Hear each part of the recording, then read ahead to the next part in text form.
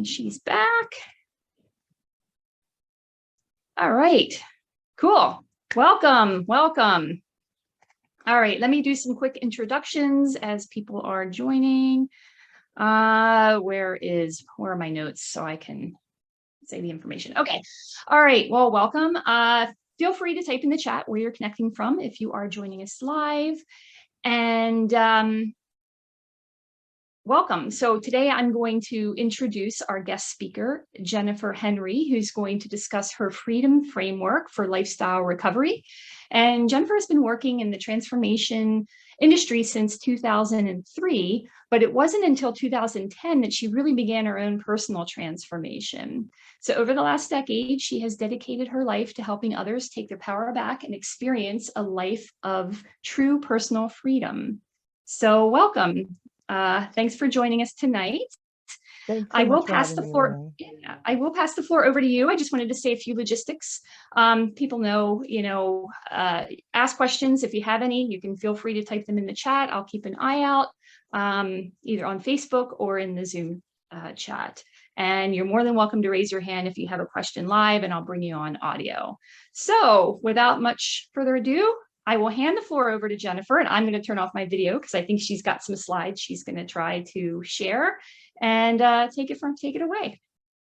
Thank you so much for having me, Renee. It has definitely been a trial getting here to be with you, because I was sharing with Renee as I jumped on with her pre-recording that my mom is intensive care right now, in intensive care. She is intubated on a ventilator and sedated, and not doing so well. We found out today she developed pneumonia while being intubated, and that's a common occurrence. She actually was intubated because of a seizure, and we believe she aspirated during that seizure. And so it's touch and go right now. We are just taking it as it comes. And so I am sharing that with you simply to lead me directly into why I do the work that I do. My name is Jennifer Henry. Everyone I know calls me Jen, or they actually refer to me as Jen Henry for whatever reason. They call me by my full name, which is fine with me. But I am a lifestyle recovery coach, and I began this journey, my own journey, about 11 years ago in October of 2010. And that was when I was released from prison for the second time. And if I were to be honest with myself, my journey actually began while I was in prison, because I actually got sober in prison, July 16, 2010. So I am so grateful to be able to be in a position where I can be present with my mom, even if she's not able to be, where I can be an advocate for her, where I can be a support for my father, who is grieving heavily right now and is lost with his 40-year bride, not knowing what to do with himself. And because of the work that I've done over the last decade, I'm able to have a solid enough foundation of my own personal growth, personal health and wellness, and overall well-being, strong enough well-being to be able to stand beside him and up for my mom. And I'm so grateful for that. So I want to start with that. And it's a result of this work. It's a result of this framework that I'm about to share with you guys today. And I love sharing this because this is the foundation of the work that I do. These 6 simple steps, as simple as they may be, are very, while they can be independent of each other, they all work congruently together to really develop a personal transformation that I find to be something that has changed everyone that I've shared it with. And when they do the work, right, when you actually step into this experience, which I'm hoping I'll get to do with you today, it's inevitable that we see a shift, that we feel a shift, that we experience a shift. Because when we are able to get connected to our current experience, and we don't need to flee or run or escape or hide or numb or disconnect, and we're able to connect to who we're being in the moment, that's where true strength is. That's where true recovery is. Now, when we hear the term recovery, often we think of addiction and alcoholism. And yes, absolutely, 100%. It's what I think of as well. However, there is so much more to that. I found that for me, it wasn't necessarily the addiction that I needed to work on. It was so much more than that, right? It was my lifestyle. It was who I was being in the moment. It was my ability to cope and be okay in my own skin. And so I actually had to seek out personal freedom, because for my entire life, I was completely codependent on what it was everybody else needed from me, who they needed me to be, what they expected from me. And as long as everyone else was okay, I was okay, or so I thought. And for my entire life,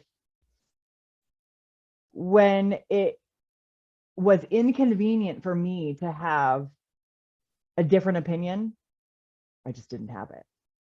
And now, today, I'm not only able to have my own opinion, but I'm able to stand up for it and set boundaries around those who don't respect what that opinion is. Now, there is a big difference between respecting an opinion and agreeing with it. You don't have to agree with my opinion to respect it.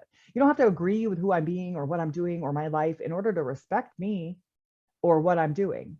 You don't have to agree with it.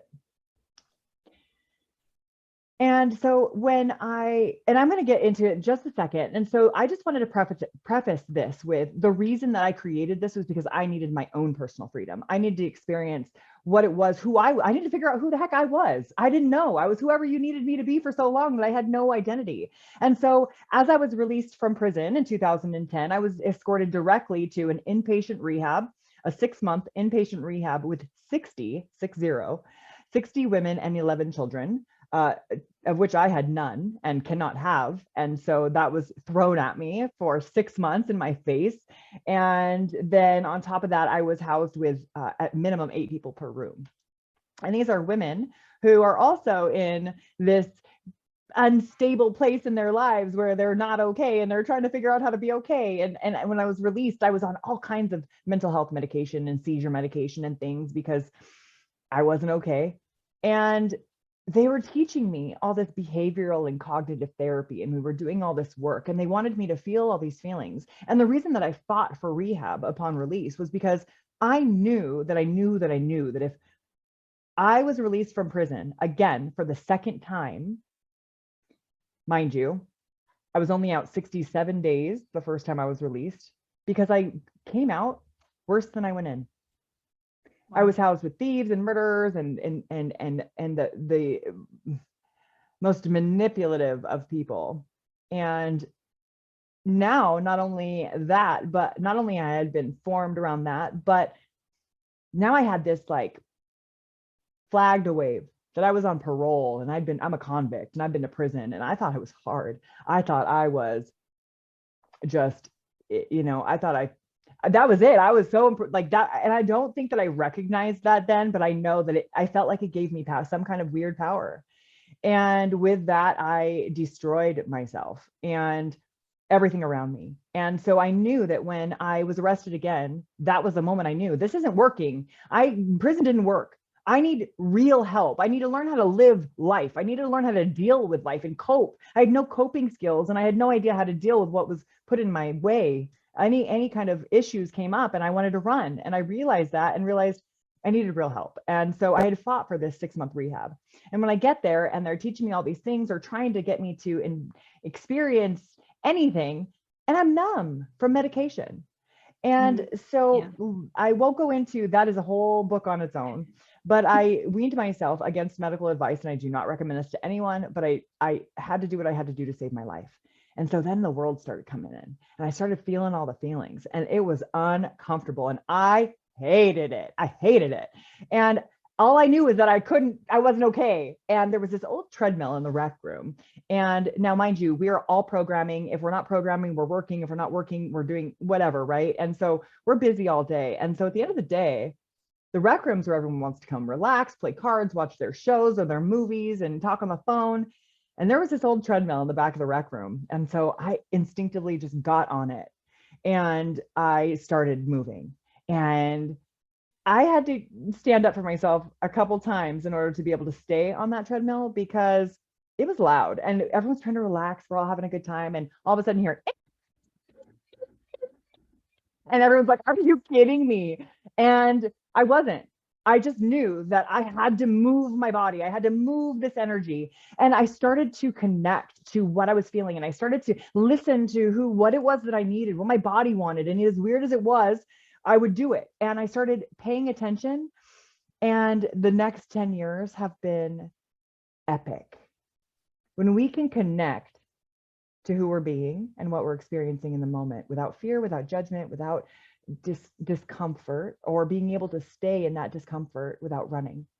When we can look ahead and create a vision for what it is that we want and be clear and concise about that, tangible goals, set tangible goals, and be able to say, set goalposts where we can actually see this happening. Right? When we can create a balance in our lives and distribute some of that energy, where one of our energy is going in one direction all the time, but then other areas suffer. So you may be doing amazing at work and killing it in your career, but your family or your health is suffering. Or you may be killing it at the gym and going all the time and focusing on your food, but your social and your relationships and your joy are suffering. And so we look at these different things, and when we can find a balance, it changes everything. But when we go to find that balance, right? How do we keep that? And so then we can learn to say yes and no to the things that truly matter and to what don't. And then we get to start being honest with ourselves about, am I really saying yes to what I want, or am I saying yes to what they want? And how does this serve everyone involved, right? Because I don't mind giving and doing for, but at the end of the day, what does the come from? What is the intention behind that? Is it because I feel I owe them, or because I feel that I won't be deserved, that I don't deserve it, or I won't be loved if I don't do these things for these people? And then finally, if I can be accountable to that authentic version of myself, to that vision, to being connected to the current experience, to holding that balance, if I could stay accountable to all those things, what would that look like? What would I need? And that is the framework. And so I'm going to dive deeper into it because I know we have some time. How long do we have, Renee? Typically, I don't like to go over an hour. Oh, perfect. Okay. I was going to say I can get this done in 15 minutes, or we can do this in 5 hours. It's really dependent on what it is, how deep we want to go. And so I am going to go ahead and share my screen. Okay. And I will go ahead and start this presentation. And while you're doing that, I just want to say thank you for sharing your story. It's inspiring, actually. And it's hard to do. It's hard to find yourself and especially what you've been through. So thank you. It's absolutely uncomfortable. And so I will say that in the beginning, I started, I thought moving my body, I thought teaching people to move their body. I thought that was the answer. This is the answer. I'm going to tell everybody about it. So I became a personal trainer. I started competing. I started using the competition stage as leverage and a soapbox to start telling people about how important movement truly is. But then my addiction, my need to be 100% at everything that I do.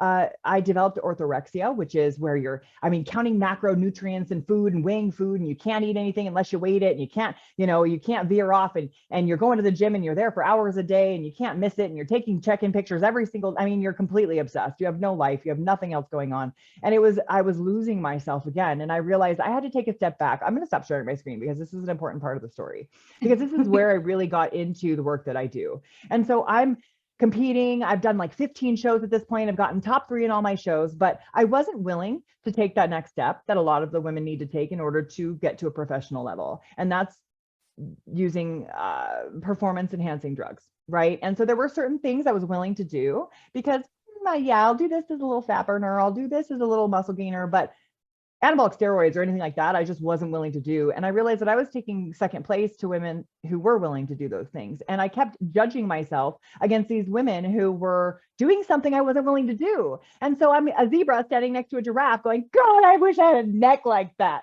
But I'm never going to have a neck like that, right? Not unless I'm willing to take that next step. And so for me, I was like, this isn't it. I'm sick. I'm not okay. I don't enjoy myself. I don't enjoy my life. I have clients that I'm personally training that are coming to me and saying, I want to compete. And I'm like, no, you don't, and I'm talking them out of it. I'm like, why am I talking them out of something if I'm doing it myself? What is going on here? And I realized this is not it. Right? It isn't about just the physical body. And I realized I'm looking at my clients and I'm going, God, they would be so much further along if I could just get in their head. If I could just get in their head and figure out what they're doing the rest of the 23 hours of the day, right? And And I'm not going to say that, you know, as a coach that I don't that I have it all figured out and that I don't still struggle. I absolutely struggle. That's the whole point, is it's always going to be something that comes up. It's always, but what do we do with it? Who are we going to be? I didn't want to show up to this at first. I was like, I'm not going to be able to do this. There's no way I'm going to be able to show up authentically. There's no way I'm going to be able to have the energy that I want for this. But the truth is this is why I do what I do, because shit happens, life happens. And how I respond to it instead of react is going to determine how I'm going to experience my next day, period, every time.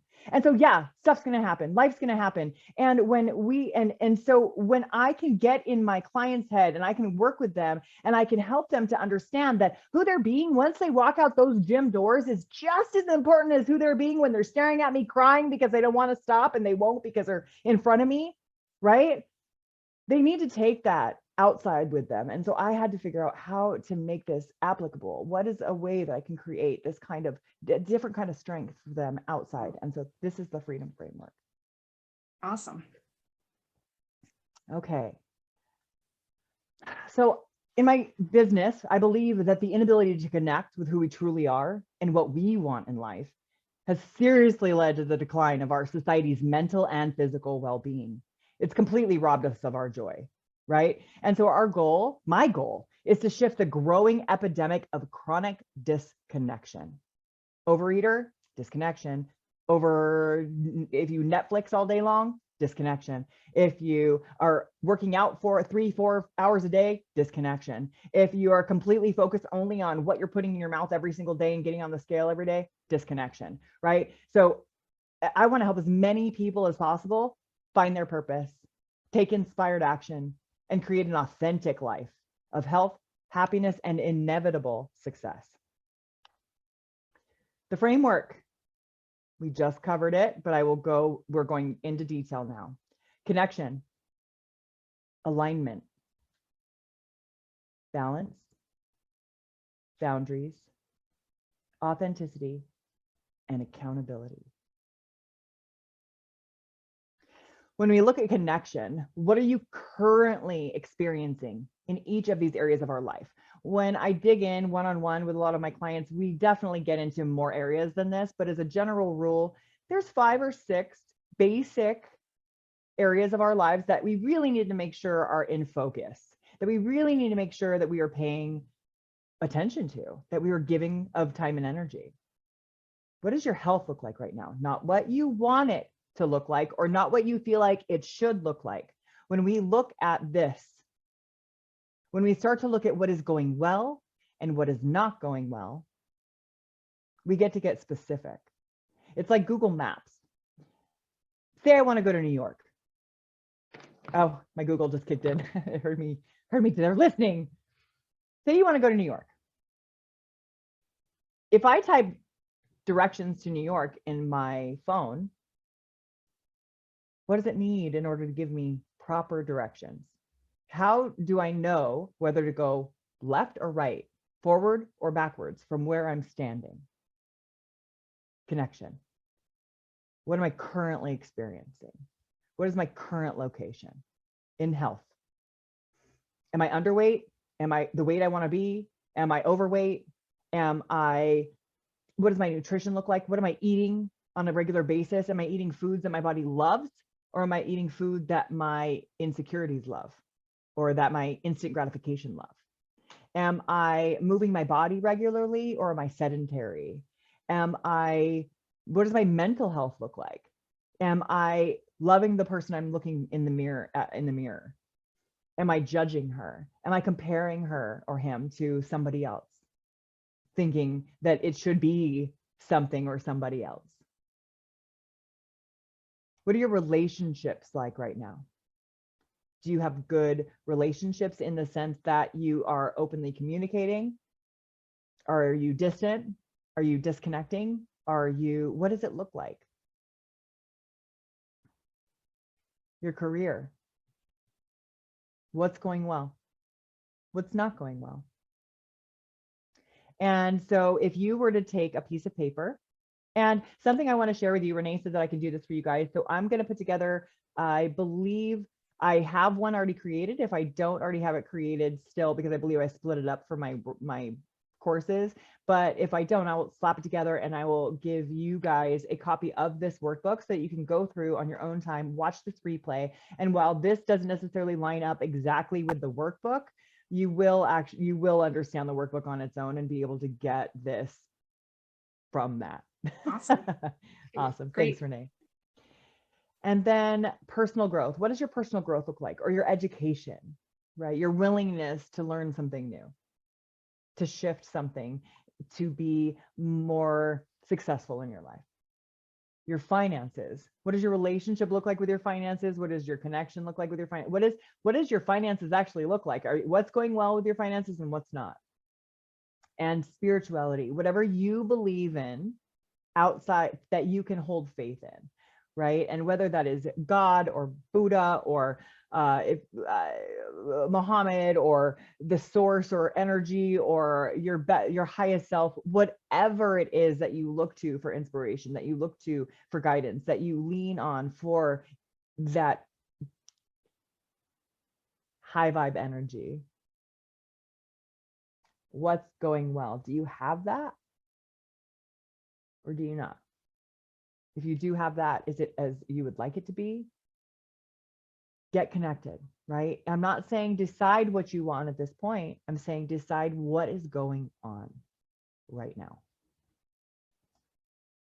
So there's different ways to connect. And you've heard of meditation. I'm sure you've heard of deep breathing or different types of breathing exercises or grounding exercises, meditation, music, EFT tapping. So the emotional freedom technique of tapping the forehead and cheekbone and chin and under the eye and different areas. If you've never heard of that, I'm sure Renee has a great resource for that. But any one of these ways, even if it's grounding, for me, I love to go outside barefoot and play with my plants. And sometimes if I don't have time, I just go and simply sit out, take my socks and shoes off, put my feet on the ground and get 5 to 10 minutes of sun or fresh air.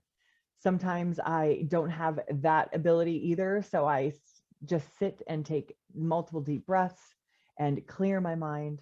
But there's multiple different ways to connect to your current state. But connecting is the point. Step 2 would be alignment. So this is where we create a vision. Where are we going? We said we were going to New York, but we really want to be able to have a very clear vision of where in New York, so that we can decide what the best route really is. And so we want a clear picture. Is there a specific hotel? Is there a specific building? Is it the Statue of Liberty? Where am I going? Am I going to the suburbs? Am I going to the city? What do you actually want to be experiencing? So when I say, okay, great, Jen, I want to lose 15 pounds. Awesome. What would that do for you? What would it look like if you lost 15 pounds? What would you be able to experience that you're not experiencing now? Get in detail. Decide what it's going to feel like when you have this experience. And if circumstances didn't matter, right? We want to let go of all of the should haves, all of the could haves, all of the, well, if this was like that, and if this was this way, what do they say? Don't should all over yourself. Let me to be clear. Don't should all over yourself. Because technically circumstances don't matter.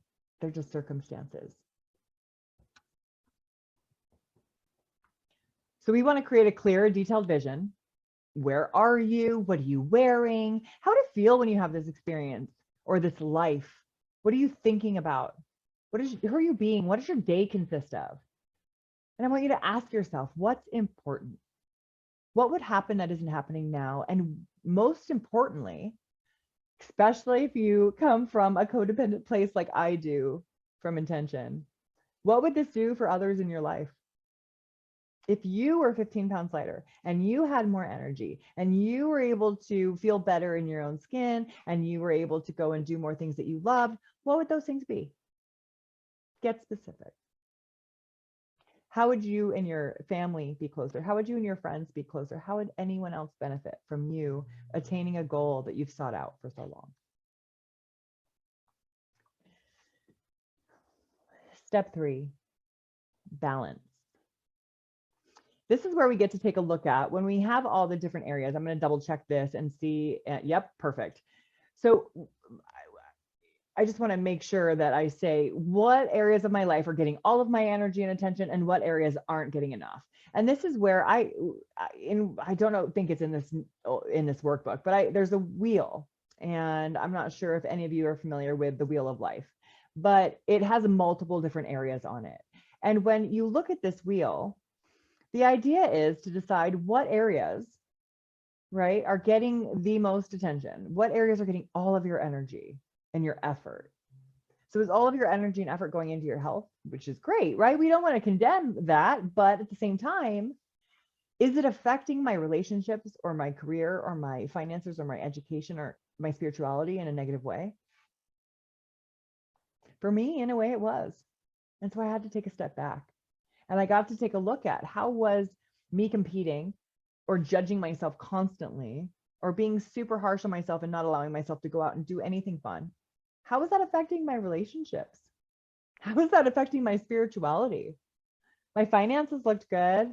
My health looked okay. It really didn't. I won't get into that today, but it is not safe to be super lean. All the people that you see standing on stage or fitness models, it is not safe for women to be that lean all the time.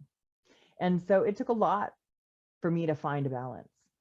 But once I finally did, I was able to recognize when I felt off, because I felt off for so long, I couldn't recognize what being off felt like. And so now that I'd found this balance, and I was like, oh, no, I didn't know it could be like this. I'm like, I feel like I'm missing something kind of, because I feel like it's completely too easy. Like I feel like something's missing. And really, I was just in balance and I was experiencing harmony for the first time in I don't know how long, if ever.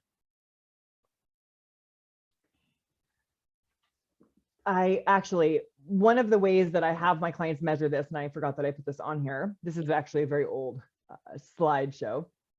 But when you list these areas, and you can add more to this list, I want you to rate them on a scale of 1 to 10. And if you notice that one being, I don't really pay much attention to this, or I try to avoid it as much as possible. It may weigh on my mind, but I ignore it. And then 10 being, yeah, this gets all my attention. This is high up on my to-do list every single day. I never miss it. This is something that I mainly give my attention to. And while it's amazing that you have some 10s in there, if you do have some 9s or 10s or 8s or 9s or 10s in there, if you have some 2s or 3s or 4s in there, really take a look at what you might be able to shift in order to bring those numbers up. When you say you are balanced out, right? And you feel like, you know what, I think all of my areas really do have I think I'm at like a 6, 7, maybe a 7, 8 in all the areas. I feel like I have a good balance. I feel like, you know, I've got the 8 out of 10, or what is it, 80-20 balance going. Okay, great. But now you want to compete, or now you want to start your own business, or now you want to lose some weight, or now you want to switch jobs or get a raise, or I don't know, buy a new house, whatever it is. So you start paying attention to one area more again. If you want to be able to keep that balance, you have to raise the other areas too. And so if you're going to be giving more time to finances, that means you have to be that much more sure you're still getting in your movement, you're still getting in your nutrition, you're still getting in all the areas, your phone calls with your family or your friends or whatever you need to do, and at least letting them know, or being able to communicate with yourself and others about what it is that you need so that you can keep that balance in your life. And that's what brings us to the next step. Boundaries. What are you saying yes to? And what are you saying no to? So this is where we get to check in with ourselves, right? Now we're connected. And mind you, please, if you're watching this on a replay, pause it. If you're going through, and I should have said this earlier, I usually do when I'm running it for most of the time. And if you need to, pause. Pull out that sheet of paper. If you want to do this again with the workbook, great.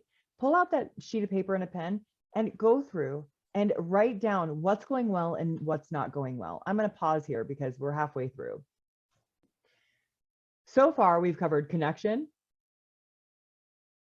alignment, and balance. Those first 3 steps are so important in order to recognize what we need from the next 3 steps. If we are not connected to what it is we're experiencing, how can we share it with someone else? How can we know what we want to shift? How can we know what next step to take is, right? Step 2, creating that alignment, creating that vision, deciding what it is we want, gives us the direction to go in.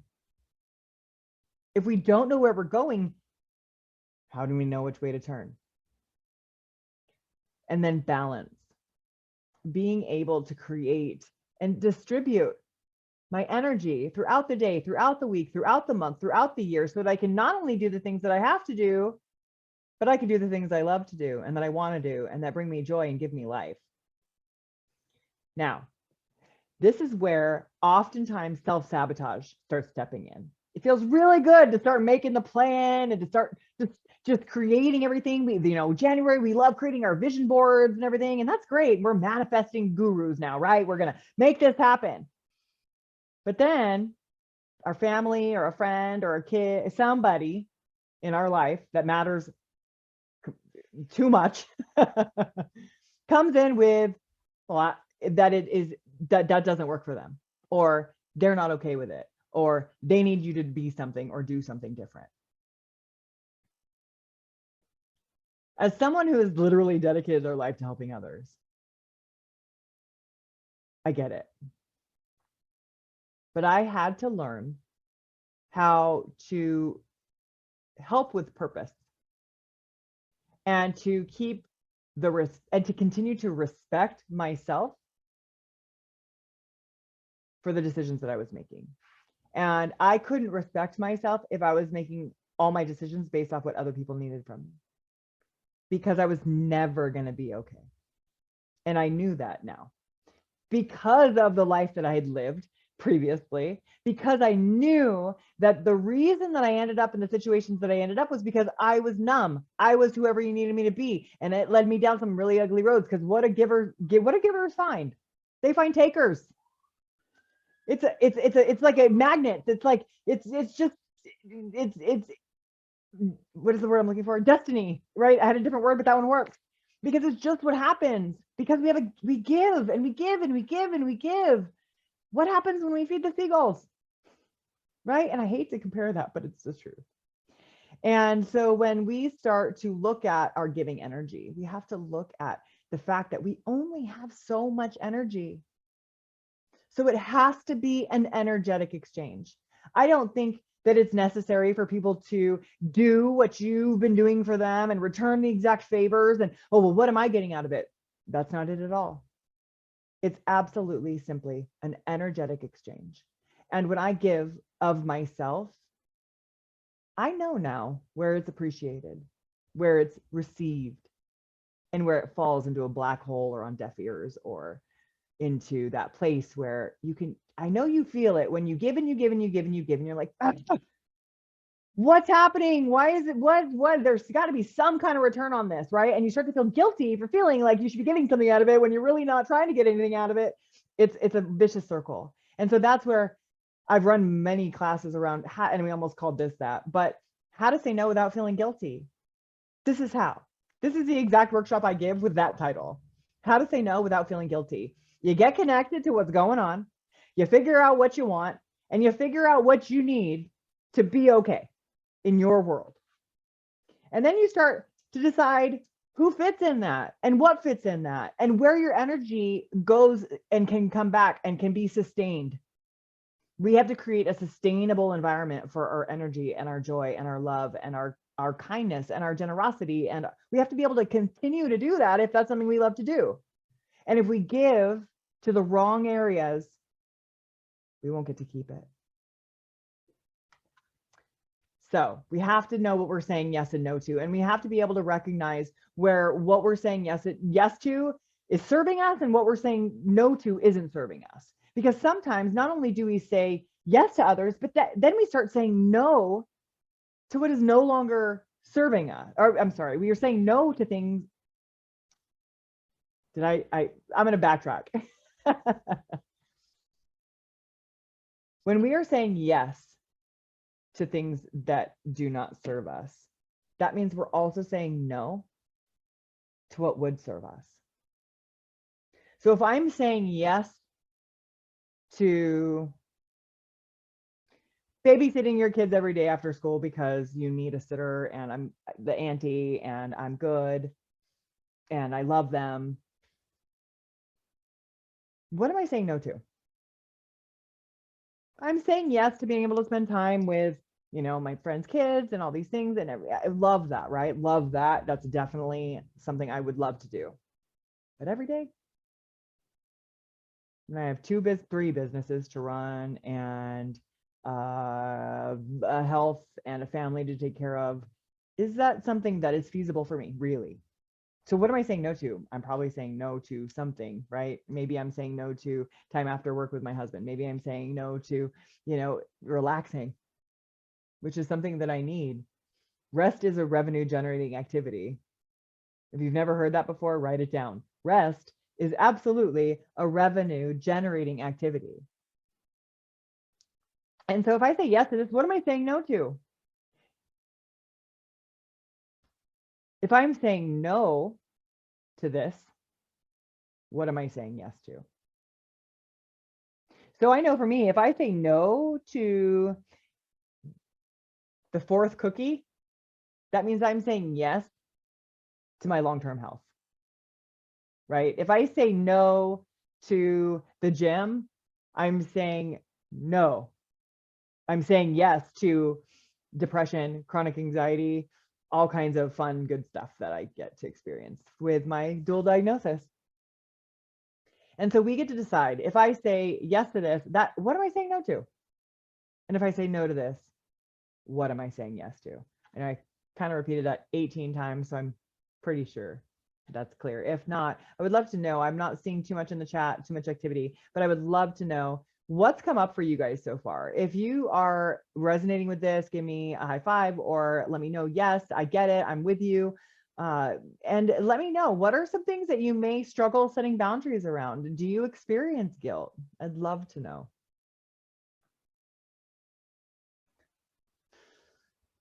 And then,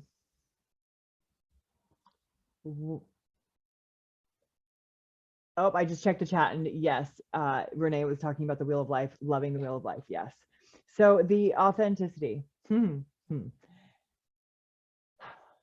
True. I believe that true freedom comes from authenticity. The ability to be your authentic self without worrying what other people think or how they feel. Now, this isn't coming from a place of ego or narcissism. I've definitely dealt with my fair share of narcissists in my life, and I'm not speaking to them when I teach. I'm speaking to those of us that have given and given and given and given and given of ourselves until we've had nothing left. I'm talking about those of us that have become whatever it is that everyone else in society or our family or friends needed from us, because we just wanted them to feel loved. And in turn, we wanted them to love us. And that is so pure and so good, but so dangerous. And so in order for me to find true personal freedom, I had to start getting honest with myself. And by doing that, I was able to start getting honest with others. Because I was never going to be able to stand up for what I wanted until I knew what that was. I was never going to be able to stand up for what I needed or ask for what I needed if I didn't know. And it's so funny, oftentimes my clients will come to me and they'll have relationship issues, and we'll be discussing the relationship issue, and it always comes down to they aren't doing this, or they have been doing this.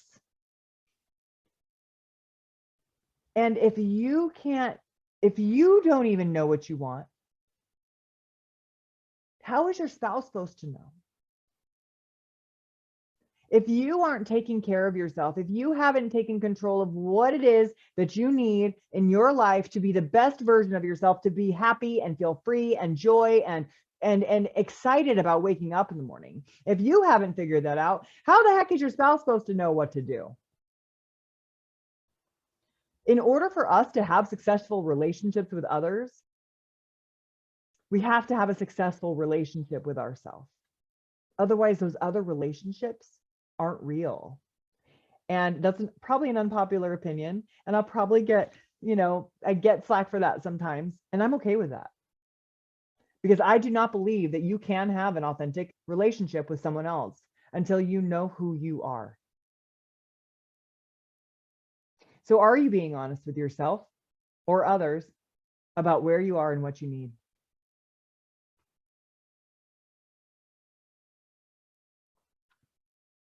It's a tough question.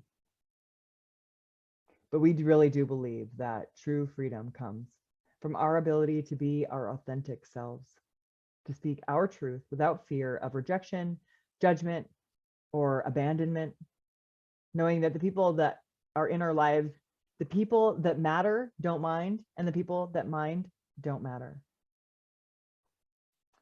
And finally, accountability. The last 5 steps were great.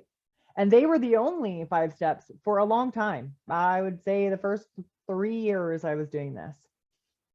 And when I started on this journey, I realized very quickly how important having a coach was for me. Not just a coach, but a tribe. And so then as the years progressed, I didn't have 1 coach, I had 2, and now I have 3. And it's been life-changing because I have accountability on an epic level. And it wasn't until I was able to, of course, as I've grown, as I've gotten support, as I've gotten better at recognizing what I need and what I need to do for myself to be the best version of myself, I found even better versions to hold me accountable.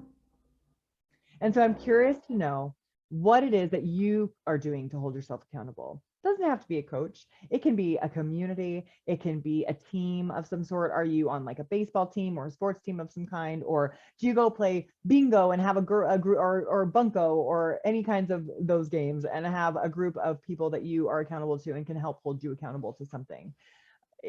Sometimes that can be a little difficult because generally the habits that we're experiencing that we're trying to remove or shift are generally around the people or are encouraged around the people that we love the most and hang around with the most. And so that's where it can be very tricky if you're trying to utilize that group or anyone from those groups to help you be accountable. And so I definitely recommend, if you are looking for accountability, find someone who is further ahead than you. Find someone who has been there, who has done that, who gets it, who can hold the flashlight for you because they've already walked in the path so many times they can walk it in the dark. Because when you have that kind of guidance, when you have that kind of support, it is a game changer. I'm 100% proof of that. When I don't have accountability in my life, prison was a perfect example of that. For the first time in my life, I got to be held accountable for my actions multiple times, right? And it took being held accountable over and over, facing my consequences, paying attention, being connected constantly to what it is that I'm experiencing and how I can possibly shift that. When we can be accountable to who we're being, when we can be accountable to our vision that we've created for our life, when we can be accountable to our balance, the balance that we hold with our energy and our efforts and our attention, when we can be accountable to what we are saying yes and no to and setting solid boundaries in our life, and when we can be accountable to our authentic highest selves, you are absolutely guaranteed to experience true personal freedom. So I'm going to pull up the chat really quick just so I can see. Working with a therapist. Beautiful, Tina. I love that. A lot of my clients tend to work with therapists alongside of me because I feel like therapy is amazing. It's an amazing tool. It's an amazing practice to be able to dig into things that are super scary and super sensitive and super traumatic, and to do it in a safe place where you know that you'll be brought back to a safe place when you are done discussing those things. And there's a reason that they are licensed. The beauty of having someone like a coach on top of that is being able this is how I break it down. So I was told this years ago, and I have used this because it often comes up. What's the difference between a coach and a therapist, or a coach and a consultant? And I would say this. I would say consultants and therapists are both considered experts in their field, in the sense that they are the expert. They are the guru. They are the one who is telling you what to do, and then you do it, and then you get the result, period. There's a list you follow, or like a nutritionist, a personal trainer. Those would be consultants in a sense, that you go them, you hire them, they tell you what to do, that you do it, and then you just follow the protocol because they're telling you what to do step by step. And that's amazing. I cannot tell you how many times as a personal trainer or as working with nutrition with my clients, I have taken the time to find out their macros, do their every down to every calorie, and write out a food plan that worked, that was different all week, that they could manage. How often do you think they stuck to that? Because they needed the mental shift around it. They needed a mindset shift around it. And just doing the thing that you're supposed to do just because there was no connection. It was, I'm following the list. I have no idea why I'm doing it. I have no idea what it's doing. I mean, sure, okay, it's great and it's working, but I don't know what's happening. And that's cool and it works. And a lot of people are successful that way. I have never been successful that way. I mean, that's not true. On my own, I'm very self-motivated in the sense that when I set out to do something, I will figure out whatever I need to do it.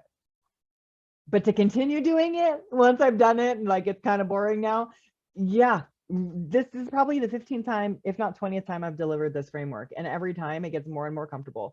But before I delivered it, I was like, these people don't want to hear this. It's old hat, it's old news. Like, I've run this so many times. I'm sure they've seen it or heard it. And the truth is that every single time I deliver it, I get more and more comfortable. And I almost feel like everything that's led up to this moment with my mom and everything, even just in the last few days, has made this an even better delivery than ever before. Even though it's not perfect, even though there's things I left out that I would have loved to have added in at some point, they weren't necessary. And I was able to deliver what I needed to when I needed to. And so being able to just show up and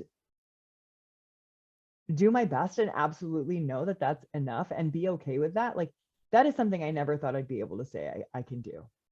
And so, but I digress. Coaching is different in the sense that I do not consider myself an expert in your life. I do not consider myself an expert at telling you what you need to do. I have these protocols, I have this framework, but I got to ask you the right questions to help you get your right answers, right? Renee does the exact same thing. And so she's super familiar with this in the sense that it isn't about us telling you what to do. It isn't about us writing these action steps out for you or telling you, walking you through this trauma or giving you medication or telling you you need to do this in order to feel this way. What this is about is self-exploration. Self-awareness is gold. There is nothing more important, I feel like, on this earth, in this universe, than self-awareness. And when you are able to not just get self-aware, like working with a therapist, like that's a beautiful way to start recognizing certain things and certain patterns in your emotions and your triggers and all of that. And it's so important when you are dealing with trauma or anything like PTSD or anything like that, or loss or anything that you need a clinical support around. It's so important to be working with a therapist. But if you're able to, and you're able to get outside support on top of that, it's like ice in your drink. I mean, yeah, the drink's great, but if you could put ice in it, right? Like, that's always so nice, especially when the weather's crazy hot. So when it comes to shifting something like who you're being on a daily basis, it takes that kind of self-awareness and that connection in order to recognize, and it's tiring, right? Like, am I wrong, Renee? It's like when you've been disconnected for so long and all of a sudden you're like starting to feel these things and like you're like present in your body and you're like, it's heavy and it's tiring and you're exhausted, and that can be dissuasive and it can be easy to self-sabotage, just like we self-sabotage all the time when we're dieting or going to the gym or going to start walking every day. And then we go for what, a few days, maybe we go for even a week or two, and then we fall off. because there's no accountability. So Yeah, yeah. absolutely. No, that was a great, I like how you explained the difference between a therapist and a coach, because yeah, I do get asked that question a lot. And it's very true. One is very prescriptive. I think you still open up in a therapist office and stuff as Oh yeah, well. But I think absolutely. with the coach, we are trained to actually dive deep and ask those questions and keep asking those questions, like to Right. get to the root of, why you're doing something this way or that way, or not doing something, or whatever, Well, not whatever just the why is. absolutely. And like I would say that I didn't even get to it. The most distinct piece that separates it, I would say, is with therapy, it's more of a in session kind of, all right, I'll see you next week and we'll go into this next week. Whereas, and sometimes you get action steps or homework and stuff from your therapist. Absolutely. But we coaches are more of, they're going to help you take the action. What are you doing? What do you need to get done? By when do you want to do this? And like, that's kind of like the difference. Okay, what do you want to do and by when? What are you going to do and by when?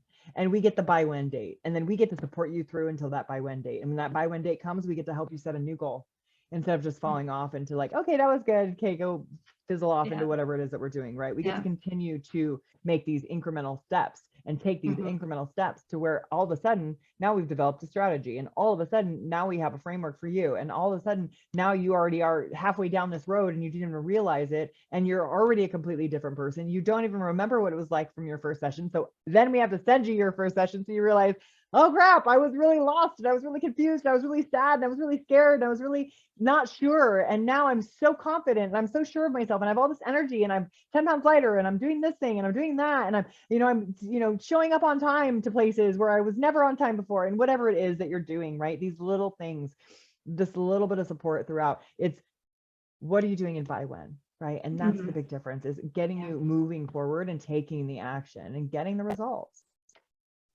And I think when you were talking about accountability, I think too that you may have different coaches or accountability partners or whatever you call that. Mhm. You may need different types throughout your life as well. Right. So, Absolutely. I've experienced that myself when I first started out. When I did my pivot into this, I had a coach. Um, I'm not using that coach anymore because I'm at a different place now, Right. but Absolutely. I'm still accountable to people because I make that happen. But yeah, but now, I'm looking Absolutely. for a new coach because I'm in a new part of my business and I'm like, I need this kind of help. So I need somebody that's, like you said, that much farther ahead of me in this area specifically to help me. So Exactly. And what's beautiful is if they are doing what you want to do, so many people get so caught up in comparison and judgment and competing, and coming from the competing world, I mean, it was ridiculous. I was the girl backstage in my bikini with my hair and makeup already done, running around helping the other girls practice their posing, or helping them with their hair or makeup, or helping them with their suit, or taking pictures for them, or doing whatever I could to make them feel proud of themselves, because so often they were back there and they were sitting back alone or scared or nervous, or afterwards, if someone came in second or third or fifth or sixth or 10th, going up and telling them how beautiful they looked and how amazing they were. And like, that gave me life. But the girls that came in like, I should have gotten this and I should have gotten that. And I can't believe she got that. If every single time I came, no matter what I felt like, every single time I came in second to anybody, I would make sure I congratulated the winner. And I was all about that, because even though I wasn't willing to do what they were doing, they were, and they worked their ass off. And I was so proud of them. And I realized it's, in my area where I'm in Riverside, California, and I'm in a small area of Riverside, California. I won't, I don't want to specifically talk crap about where I'm at, but there is a lot of competition here. And I've been doing this for 10 years. I've been a personal trainer, 9 years. I've been a personal trainer. And it's taken me this long to find, like, I would say 3 people that are willing to work together with me because they're not threatened by me. mm, Right. And so being able to find people that aren't competing with you in any kind of way, aren't jealous of you when you lose that 10 pounds, aren't making you feel uncomfortable when you decide to bring your own food to a party or a healthier snack to a party, or just decline drinking one night because you decided to cut your sugars out, or because you're not drinking right now because you feel like it's not helping your life, whatever it is, recognize when the people surrounding you are actually keeping you from moving forward in a successful way, Mhm. and they don't mean to, they're not trying to, but just recognize and pay attention, because I would say that's my biggest thing. That's the biggest takeaway from all this, is be connected enough and self-aware enough to recognize when you are wanting to make a shift in your life that means something to you, Mhm. that should mean something. And the people around you, share it with them. And if they don't respect that, it's okay to create distance, whether it's your mom, whether it's your daughter, whether it's your brother or your sister or your cousin or your best friend or your husband or your whatever, right? Wife. Yep. You're allowed to change. You're allowed to grow. And so just continue to take that next inevitable step, right? Continue to take that next desired step, and you will 100% be able to move into this life that you want to experience. Awesome. Yeah. Cool. Well, this was great. I did want to ask, does anybody have any questions? You can type them in the chat or Q&A box or whatever. I don't think I have. I think I kind of talked, I had a few points, but I think I said them all in the chat. One thing that you had come out, and I think it was when you were talking about authenticity, or I'm pretty sure it was the authenticity or the boundaries. You can't assume people know. You were talking about how being authentic, that's what it was. You can't assume people know what you're feeling or what you want. You have to make sure you're vocal and communicate that as well. And I learned that lesson, through a failed marriage, right? You Yeah. can't communicate, it doesn't work. So you move on, like you learn and then you move on and you don't make that mistake again. For And maybe sure. we do, right? Maybe we do, but it's just continuing to pick up the breadcrumbs, right? We leave ourselves Exactly. breadcrumbs and we're like, oh wait, yeah, that kind of sucked. I remember that. Yeah, okay. Okay, next time Yeah. I'm not going to do this. Yeah. Tina says, Yeah. you mentioned you were feeling numb. How did you get yourself out of the rut? Well, when I was, so there was lots of times feeling numb, right? So for me, when I was numb because I was doing drugs, right? And I was disconnecting by doing drugs. And so that was where the numbing was coming from. And so when I when I stopped doing drugs and they moved me on to prescription meds, I was still numb. I still wasn't able to feel. And when we moved forward and I was able to remove those meds when I was able to stop taking them, I started feeling, and it sucked, right? It was horrible. And so I had to start moving my body. I would say that these days, in this current state where, God, especially right now, let's talk about, there's been moments of numbness that I've had to pull myself out of, because for me, disconnection is an absolutely dangerous place. Now, for a lot of people, disconnection looks like obsessive food, addiction to food or addiction to drugs or alcohol. But, for me, I 100% disappear. When I disconnect, I'm under the covers on the couch, completely disconnected from the rest of the world. I'm not answering my phone. I'm not responding to any messages on Facebook or social media. I'm not posting anything. And I have a few people that are consistent in bugging me during those periods, and they can tell when I'm not present anywhere. And because of the fact that I have a virtual assistant now, no one's been able to know when I'm disconnected. Mm. And so that's been a very dangerous place for me. And I went a few weeks for a while, about a month and a half ago, without going to work. Canceling all my clients, not answering the phone, not eating, not showering. And I was in this place where I couldn't feel, because if I did, it hurt too bad. And so I knew when I get to that place, and so I will share this with you to answer your question, Tina. When I got to the place where I knew that feeling was too difficult for me, so I was disconnecting so I could feel numb and not feel anything, I knew I had to create on purpose resistance, because I was getting so much resistance, so much pain, so much slack in my life already. I was trying to block it. I was trying to cut it out. I was trying to ignore it, numb it. And I was doing it successfully, because I was completely disconnected from the rest of the world, even my husband. And I knew I had to do something I didn't want to do. And that was either go to the gym or go for a run or stretch or do yoga or do something to move my body. And so I just had to start doing what I didn't want to do. I had to start feeling discomfort, and I had to do it in a way that I felt was safe for me. And so that for me is exercising. That for me is moving my body because it's uncomfortable. Even as someone who was a personal trainer and a fitness junkie, when you have been stagnant for a long period of time and pain, physically, mentally, emotionally, spiritually, it's uncomfortable to move our body because the energy starts flowing and the emotions start coming in, and we don't want to feel that stuff. But I knew that if I didn't, I was going to get worse and worse. And I knew that if I continued to stay disconnected, that I wouldn't be able to connect very easily again. And so it's been a struggle. And then, so for about the last 6 weeks, I've been working pretty hard. I've been going to the gym regularly, finding accountability partners, like Renee talked about, like, hey, can you go to the gym this week? What's your schedule look like? All right, I got you for this day and you for this day and this day. And I've got this person over here for this day and this day.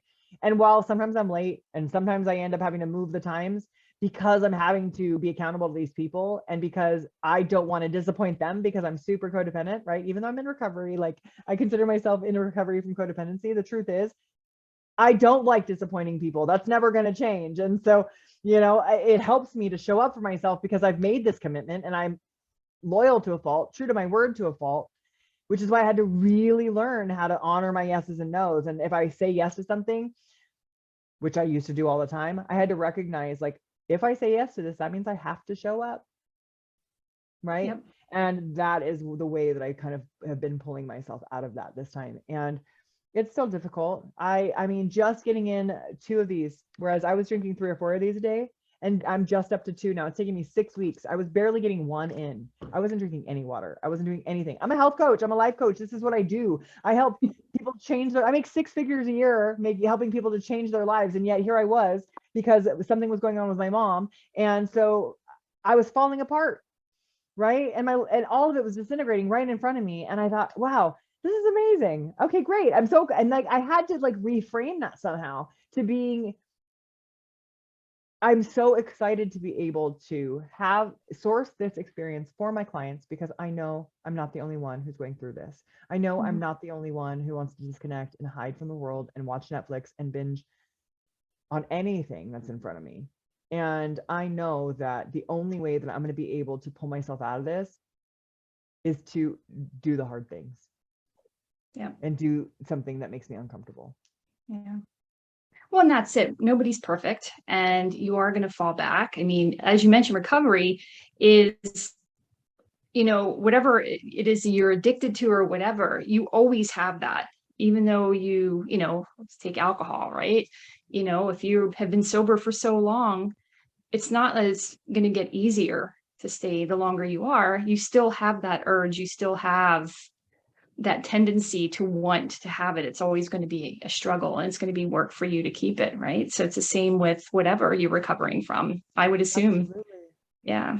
Absolutely. And it, I see it a lot with either working or eating, right? Those are the 2 biggest, I would say, out of my clientele, that they either eat too much or too little, or they work too much, right? It's usually like working too much or eating too much, but I have the opposite as well. And it really does. It comes down to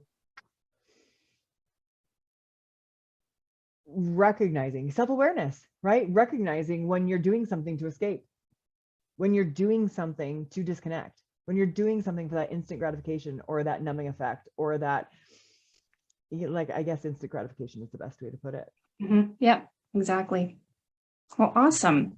All right. Well, I don't want to keep you guys too much because we are over 8:00, Yes. 8:00 Eastern. I know you're on California time. So, but this was great. It was a great conversation, great presentation. Thank you so much for sharing with us. You do have some things you want to talk about. I think you have a session coming up Friday. So I have another session. So I have another webinar.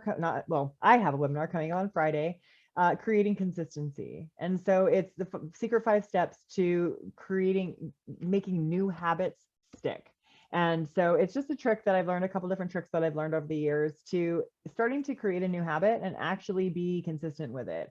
And we all know that consistency is the key to success. So with anything. Yeah. And also, yes, I will make sure that when you receive the replay, you will also receive the workbook that I've created that goes along with this masterclass for the Freedom Framework. Awesome. That would be great. And yeah, we'll And send for out the workbook or for the workshop. Awesome. And I put your website information in the chat for those who want to learn more about you. And yeah, this is great. And we look forward to seeing the workbook. And yes, I will definitely send it out and with the replay. And we usually, as the people that aren't here know, they've been to my workshops. They usually get the replay the next day. So send it along and I'll send it in the email as well, along with your information. So thanks again. Thanks so much for having Thanks me. everyone for joining and have a great evening and we will chat soon. Okay, bye guys.